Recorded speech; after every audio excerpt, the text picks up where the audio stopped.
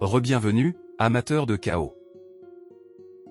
Notre adulte surchaté réincarné continue de faire semblant d'être un lycéen, toujours allergique à l'autorité, et aujourd'hui, il est sur le point d'inventer une sorte de Amazon Prime illégale pour Constellation. Dans l'épisode précédent, on l'avait laissé dans un énorme marché normal. Dans celui-ci, il jette un œil au capitalisme et se dit « Oui, c'est mignon. Maintenant, montrez-moi la version illégale ». On ouvre sur le dortoir de Valhalla. Les autres élèves sont probablement en train de réviser pour les examens, de se disputer sur les classements, ou d'écrire des entrées de journal ultra dramatiques. Kim Joo-yeok, lui, il est assis devant son PC gamer, en train de jouer à League of Legends. Non, je rigole. Il est penché sur son téléphone comme un type qui cherche comment vendre un foie de dragon sur eBay. Sur l'écran, tutoriel. Guide. Commentaires louches. Il ne cherche pas des mèmes. Il cherche quelque chose de très précis, un marché secret utilisé uniquement par les tarés, les riches ou les sponsorisés.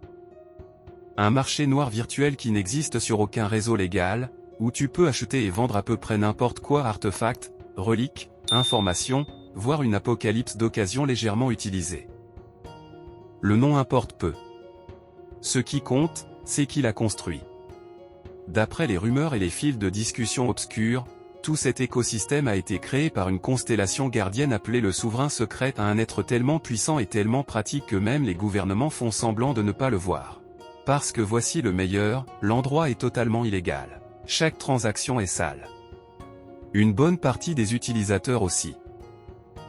Et pourtant, les élites, les grandes familles et les organisations puissantes l'utilisent au grand jour. Pourquoi ? Parce que quand une constellation de ce calibre est le proprio du site, essayer de le fermer ce n'est pas de l'application de la loi. C'est du suicide. Alors les nations détournent le regard. Les agences détournent le regard. Tout le monde fait comme si leurs hauts responsables n'étaient pas en train de faire leurs courses de contrebande comme si c'était le Black Friday. Pour Kim, c'est parfait. Il y a 300 ans, il a enterré des trésors comme un dragon paranoïaque. Maintenant, il est de retour dans un petit corps faible, avec un coffre-fort rempli de loot légendaire et zéro papier officiel. Il a besoin de cash. Vite. Et ce centre commercial du Souverain Secret hurle littéralement une solution. Il fait défiler un autre forum douteux et tombe exactement sur ce qu'il attendait, dans la section commentaires d'un post caché entre des textes pourris et du spam. Il est là. Un lien. Pas de description. Pas d'aperçu. Juste une URL du genre où soit ton téléphone ouvre un marché secret, soit tu ramasses un virus. Il appuie dessus. Mais avant que l'abîme ne se charge complètement, la catastrophe frappe. Notification de message. La petite Choi Aren vient d'entrer en scène. Sa photo de profil pourrait déjà être considérée comme une arme, ses messages, eux, le sont clairement. Sur son écran, un barrage de petits lapins en pleurs commence à envahir la conversation. Ligne après ligne après ligne. Aren annonce qu'elle ne pourra pas venir à l'entraînement demain. Histoire de famille. Voyage. Elle est clairement dévastée, et elle exprime son chagrin dans la langue universelle du spam. Kim fixe ce chant de lapins digitaux, l'expression vide. Quelque part au fond de son âme, le vieux dieu de guerre en lui murmure « J'ai affronté des rois démons avec plus de retenue que l'usage des émojis de cet enfant. » Il lui répond que ce n'est pas grave de toute façon, il a des plans demain. Puis, parce que c'est un horrible individu avec le sens de l'humour tordu, il lâche 2 ou 3 réactions en mode « je rigole » dans la conversation. Aren se fige. On entend presque son cerveau se casser, pourquoi il rit ? Je suis une blague pour lui ? Mes lapins ne veulent donc rien dire. Kim soupire et clarifie, il ne se moque pas d'elle. Il lui souhaite juste un bon voyage, à sa manière bizarre et raide de cerveau d'adulte réincarné qui croit que ça compte comme réconfort. Il lui dit aussi d'arrêter d'envoyer autant de lapins. L'homme qui a déjà sauvé le monde est désormais en train de perdre un combat contre des stickers. Ironique. Satisfait d'avoir au moins évité une guerre mondiale d'émojis, il ferme le chat et revient à ce qui compte vraiment, réserver son tout premier rendez-vous avec le marché illégal des constellations. Il confirme sa réservation. Frais d'entrée, heure, lieu, tout est calé. Ensuite il enfile un sweat à capuche sombre, rabat la capuche sur ses yeux et sort du dortoir. Si on lui demande, il est juste un étudiant normal qui va se promener. En réalité, il va vendre de l'histoire. L'adresse le mène à un endroit qui autrefois était un café. Était est un euphémisme. Maintenant, la porte en bois est à moitié pourrie, les vitres sont couvertes de poussière, et l'enseigne a l'air à un contrôle sanitaire près de se faire exorciser. Parfait. Il entre. À l'intérieur, le café est un cimetière de chaises et de meubles cassés. Le comptoir est abandonné, les étagères vides. Mais Kim n'est pas là pour la déco. Il est là pour le coin. À droite, exactement là où les instructions en ligne l'avaient indiqué. Une porte grise quelconque l'attend dans l'ombre. Il pose la main sur la poignée, pousse, et se faufile à l'intérieur. De l'autre côté. Le monde change. L'air devient frais, étrange. Au-dessus de lui, un ciel violet s'étend à perte de vue, strié de nuages lumineux éclairés par une lune pâle et gonflée. Au sol, des stands et des constructions se succèdent, clairement inexistants dans la ville d'au-dessus. Les ombres bougent. Les lumières vacillent. Des voix murmurent dans une douzaine de langues. Ce n'est pas juste une pièce. C'est toute une cité souterraine. Le marché noir. Kim s'arrête une seconde.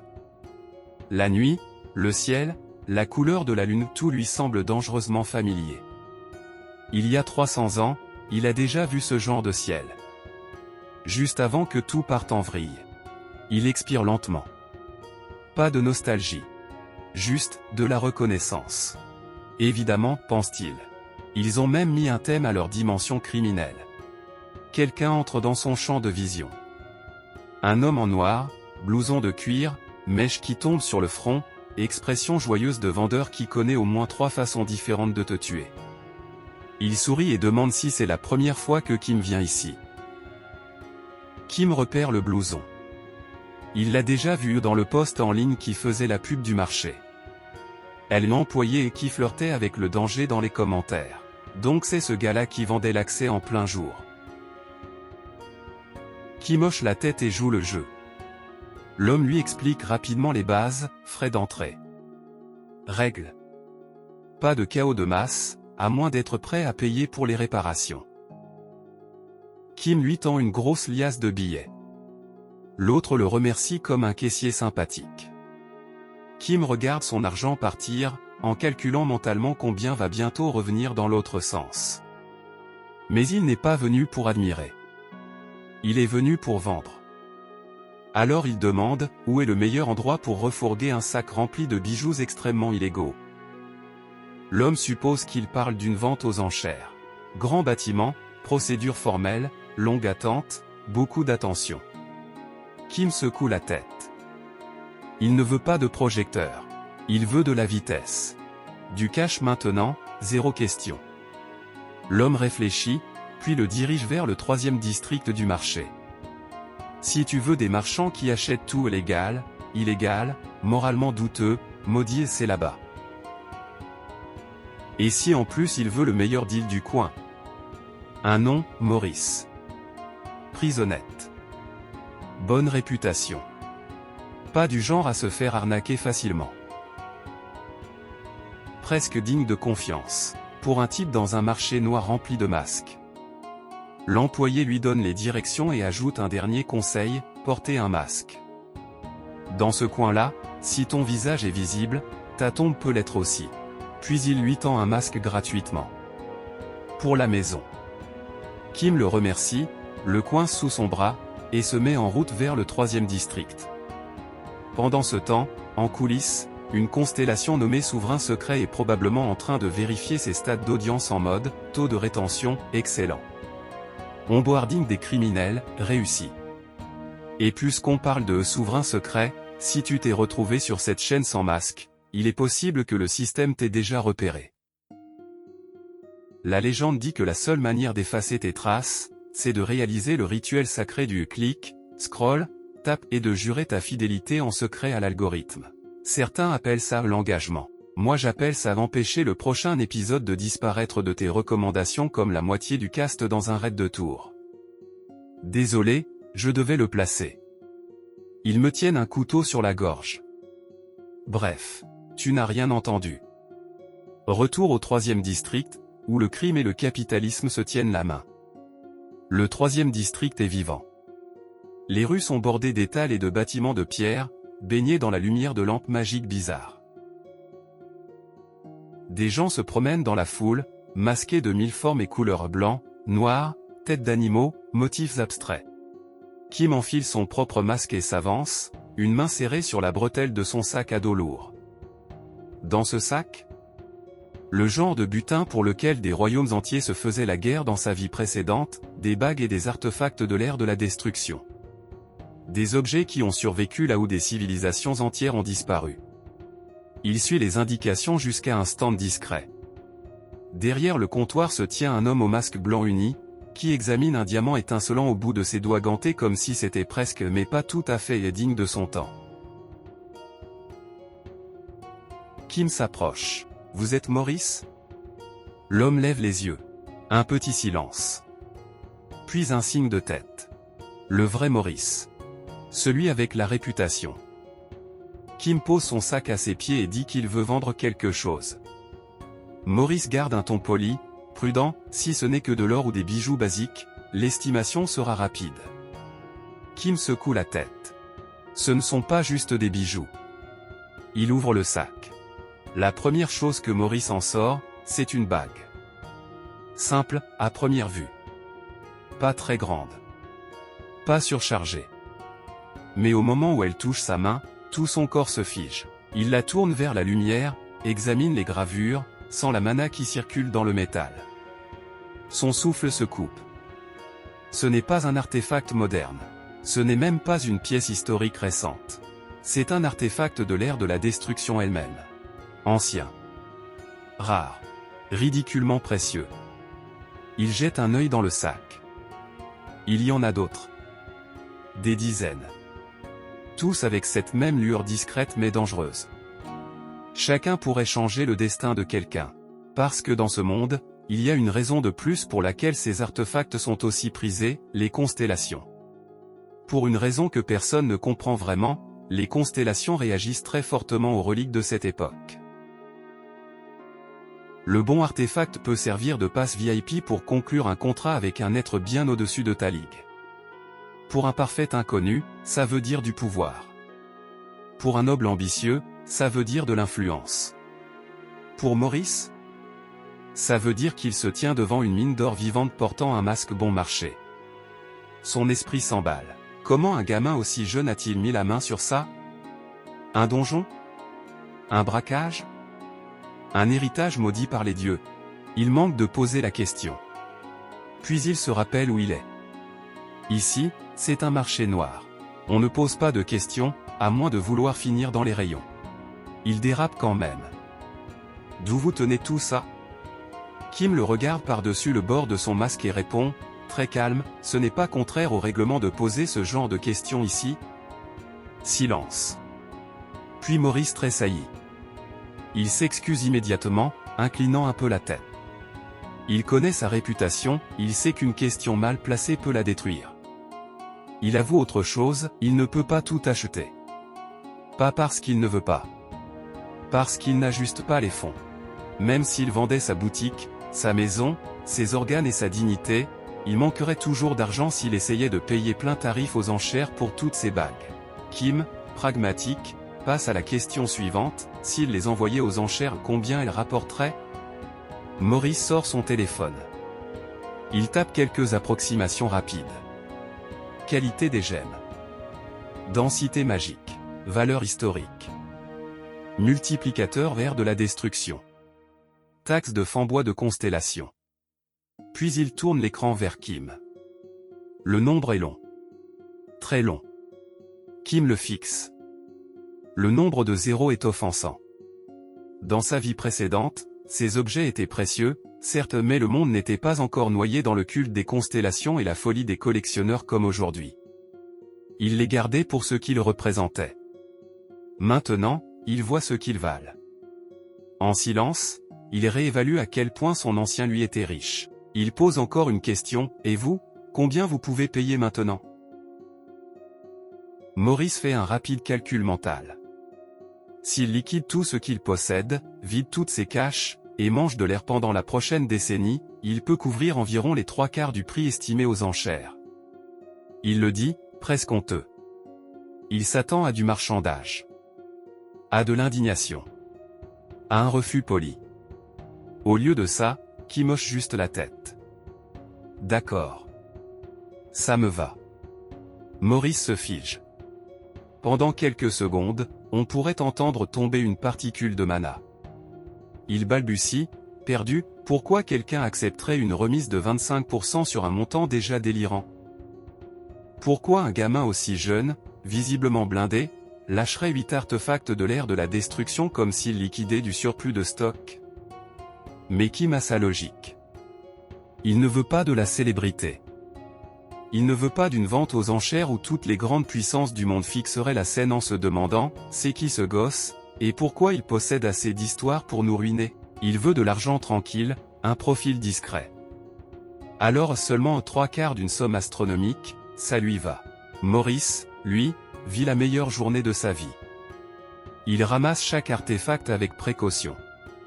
Entre ses doigts, une bague pulse d'un flux de mana parfait, la magie de la fin du monde qui vibre encore dedans comme un cœur conservé. Avec 8 de ces trucs, pense-t-il, même un type ordinaire pourrait négocier avec des constellations habituellement réservées aux saints, aux héros ou aux grands malades. Il les range dans le même sac noir que Kim a utilisé pour les amener, le manipulant comme une relique sacrée. Il réfléchit déjà à la manière de les présenter aux enchères. Quels acheteurs contacter? Comment ne pas hurler de joie en public? Et là, l'air change. Les poils de sa nuque se dressent. Quelqu'un est derrière lui. Maurice se retourne. Un homme masqué de noir, habillé tout aussi sombre, se tient là, silencieux. Aucun bruit. Aucune présence avança. Juste, lui. Tous ses instincts hurlent. Ce n'est pas un client. Ce n'est pas un autre marchand, c'est quelqu'un en haut de la chaîne alimentaire. On coupe. Ailleurs, bien au-dessus du ciel violet et des ruelles pleines de masques, une porte en bois grince en s'ouvrant. Kim ressort par l'entrée cachée dans le vieux café abandonné, arrache son masque et inspire comme s'il sortait de l'eau. Il marmonne que s'il l'avait gardé 5 minutes de plus, il serait probablement ascensionné par pure gêne. Il regarde son téléphone. Historique des transactions, mis à jour. Le montant actuellement sur son compte pourrait régler les problèmes financiers de plusieurs vies. Tout ça avec 8 bagues. Et il lui en reste encore dans le coffre. Il sourit pour lui-même. Pour la première fois depuis sa réincarnation, l'expression « problème d'argent » vient d'être supprimée définitivement de son vocabulaire. Il est déjà à mi-chemin du retour quand son téléphone vibre encore. Numéro inconnu. Son cerveau lance un speedrun des pires scénarios. Est-ce que quelqu'un l'a tracé depuis le marché noir? Un assassin? Un chasseur de primes? La réponse est non. C'est juste sa prof, la seule personne à Valhalla qui refuse d'accepter le concept de vie privée. Il soupire et décroche. De l'autre côté, c'est cette voix de prof joyeuse, trop polie, le genre de voix qui a l'air de sourire en permanence et d'ignorer toutes tes protestations avec la même constance. Elle l'invite au restaurant. Il pose immédiatement la question la plus importante, « Comment vous avez eu mon numéro ?» Elle se présente très naturellement comme prof à Valhalla et déroule la conversation comme un rouleau compresseur. Elle lui donne une heure. Elle lui donne un lieu. Elle ne lui laisse pas le temps de dire non. Puis elle raccroche. Kim fixe l'écran, offensé jusqu'au niveau de l'âme. Mais un repas gratuit reste un repas gratuit. Et si une prof insiste pour payer, qui est-il pour s'interposer entre elle et ses mauvaises décisions financières? Il change de direction et prend la route du restaurant. Pendant ce temps, là-bas, dans les profondeurs du marché noir, un certain Maurice est en train de réaliser que les bénédictions viennent parfois avec des griffes. De retour dans le 3e district, on est passé de très bonnes journées de boulot à pourquoi le patron est là. Maurice reste raide derrière son stand. En face, l'homme au masque noir inspecte tour à tour lui, et le sac rempli d'artefacts, avec un regard illisible. Ce n'est pas juste un gros client. C'est le chat noir. Le propriétaire du marché noir. L'intermédiaire de la constellation qu'il a construit. L'avatar local de « Tu ne veux pas être sur ma liste noire ». Maurice avale sa salive et demande, avec beaucoup de précaution, ce qui amène le chat noir dans son coin oublié du marché. Le masque s'incline. Le chat noir ricane et demande si vraiment, leur relation est devenue aussi formelle que ça. Maurice ne se détend pas. Il connaît les règles, les marchands normaux ne bavardent pas tranquille avec le patron du marché. Même s'ils se sont déjà croisés, il y a une hiérarchie, et on ne l'oublie pas à moins d'être fatigué de respirer. Le chat noir admet qu'il est juste, curieux. On lui a rapporté que Maurice mettait en vente des objets de l'ère de la destruction aux prochaines enchères. Rien que ça, c'est étrange. Maurice participe rarement aux enchères. Il est plutôt du genre deal discret derrière le rideau. Pour quelqu'un comme lui, lancer quelque chose devant les gros acheteurs, ça mérite une enquête. Maurice, comprenant que sa tentative d'inscription secrète est un gag, soupire et lâche un « adieu », anonymat. Le chat noir rit doucement. Quand le véritable propriétaire du marché est une constellation, il n'existe pas de données cachées. Si le boss veut ton dossier, il l'a déjà lu hier. Pourtant, il ne force pas. Il se contente de demander à voir les objets. Maurice hésite, puis hoche la tête. Il pose le sac noir sur le comptoir. Le chat noir l'ouvre. Pendant un instant, il ne dit rien. La mana qui s'échappe du sac est dense, ancienne. Les artefacts brillent presque sous le ciel violet. Les doigts du chat noir passent au-dessus des bagues. Dans son esprit, quelque chose rugit. Une constellation qui regarde à travers ses yeux et écrase littéralement son visage contre la vitre de la réalité. Les notifications explosent. L'être au-delà est sous le choc. L'être au-delà fixe la bague. L'être au-delà désire cet objet. Les messages défilent comme une machine à sous ayant touché le jackpot. Le chat noir expire lentement, les yeux plissés derrière le masque. Donc c'est ça. Même là-haut, les dieux ne peuvent pas ignorer ces artefacts. Il sourit derrière son masque. Quel que soit le type qui a vendu ça, pense-t-il, ce n'est pas quelqu'un qu'on peut traiter comme un simple livreur. Mais cette enquête-là attendra. Pour l'instant, on quitte le marché et on suit l'ancien propriétaire de tout cet argent, vers un autre champ de bataille. Une lumière chaude éclaire des tables en bois poli. On est dans un restaurant de Valhalla, ni la cafétéria, ni le réfectoire des profs, mais une troisième option, un endroit cosy, presque normal, où les profs peuvent faire semblant de ne pas passer leur journée à surveiller des ados qui risquent leur vie. À une table, une fourchette enroule des pâtes et les porte à une bouche trop enthousiaste. La prof, notre instructrice obsédée par les monstres et traumatisée par les examens, savoure chaque bouchée comme si elle n'avait pas mangé un vrai repas depuis des jours. Elle soupire sur la perfection du goût, l'assaisonnement idéal, la sauce divine. En face, Kim est assis les bras croisés, l'air moins d'un élève reconnaissant que d'un type persuadé qu'il y a du poison caché dans le dessert. Il ne mange pas. Il observe. Pas son assiette, mais la situation entière. Première question, pourquoi Valhalla dispose d'un endroit comme ça, entre deux coups de fourchette? Elle explique, en plus de la cafétéria des élèves et du restaurant du personnel, l'académie entretient aussi un lieu comme celui-ci pour les invités, les rendez-vous, et ceux qui veulent se sentir normaux 5 minutes dans une école construite sur les traumas de monstres. Qui hoche la tête, vaguement intéressée, mais pas au point de prendre sa fourchette. Alors elle passe à la vraie raison. Elle pose ses couverts, s'éclaircit la gorge, et lui demande. Franchement. De devenir son assistant. Pas un esclave. Elle insiste là-dessus. Un assistant. Il l'aiderait à étudier les monstres. Analyser des données. Discuter de cas inhabituels, par exemple, un certain élève qui one-shot des gobelins de pierre avec une épée d'entraînement. La réponse de Kim est immédiate. Non. Elle gesticule. Elle lui demande au moins d'écouter les avantages, primes mensuelles. Bourse supplémentaire. Possibilité de co-signer un article de recherche sur les 3 grands types d'attaques de monstres. son nom consigné dans les archives de l'Association de recherche sur les monstres. Ce genre de crédit peut changer le futur d'un contractant. Il hausse les épaules. Il n'a aucun intérêt à collectionner les exploits académiques pendant que le monde avance doucement vers une nouvelle catastrophe. Elle augmente la mise. Mentorat, emploi du temps flexible, et même des jours d'absence spéciaux au cours. Toujours non.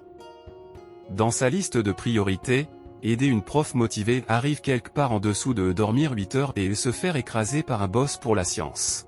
Sa seule obsession actuelle, c'est la mission au cœur de la grande forêt. Aucune bourse ne vaut ça. Finalement, il met fin aux négociations avec un échec critique verbal, il ne veut pas être assistant. Il ne veut pas écrire d'articles. Et elle ne l'achètera pas avec des puces à cocher.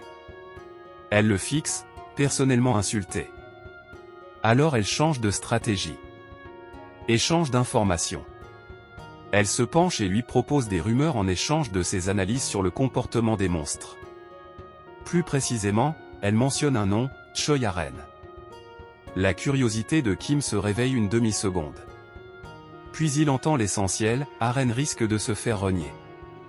Une famille comme la sienne ne plaisante pas. Échec, scandale, faiblesse, ça peut vouloir dire exil. Kim se tait. Il ne montre pas de panique. Il ne demande pas de détails. Il classe l'info dans un coin de sa tête et se lève pour partir. Il lui dit qu'il a fini de manger et que ce qu'elle offre en échange n'est pas assez tentant. La prof reste là, à regarder son paiement à peine entamé. Elle vient de lâcher une info précieuse et n'a toujours rien obtenu. Au moment où il s'apprête à partir, il se retourne. Il pose une question qui le démange, pourquoi est-elle aussi stricte en cours? Super sérieuse, dure avec eux, sans pitié pour les mauvaises réponses. Alors qu'en privé, c'est une boule de chaos? Elle répond sans plaisanter. Quant à matière, c'est les monstres mystérieux, la prendre à la légère fait mourir des élèves. Leur taux de survie dans les incidents réels dépend de la manière dont ils assimilent les cours. Et comme ils sont jeunes, arrogants, et persuadés que le monde tourne autour de leur nom de famille, elle doit être plus sévère qu'elle ne le voudrait. Ce n'est pas juste de l'enseignement. C'est sa façon de garder des idiots en vie. Qui m'écoute? Il appelle ça une idéologie. Elle appelle ça un devoir. Il laisse échapper un petit rire, s'en moque un peu, et tourne les talons. Elle le rappelle une dernière fois, espérant encore un compromis, un échange, un indice, n'importe quoi. Il ne mord pas, conversation terminée. Il quitte le restaurant. Quelque part au loin, une petite fille se fait dire qu'elle risque de perdre sa famille. Et très loin de Valhalla, cette famille tient son propre conseil de guerre silencieux. On saute à Sejong, au temple de la famille Choi. L'atmosphère est lourde, solennelle. En tête de la table basse siège Choi Jeon-seok, chef de guilde et patriarche, un homme dont chaque mot décide du futur de quelqu'un.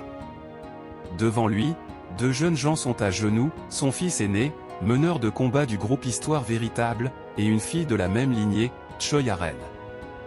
Il pose les conditions sans sucre autour.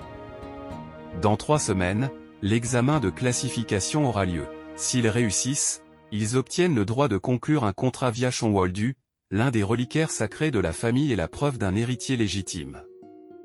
S'ils échouent, c'est fini. Pas de seconde chance. Pas de sortie en douceur. Ils seront complètement coupés et chassés du foyer de Choi. Ils demandent s'ils ont toujours l'intention de participer en le sachant. Le fils aîné répond le premier, oui. Sans hésitation. Aren, assise à ses côtés, répond tout aussi fermement. Oui. Sans trembler.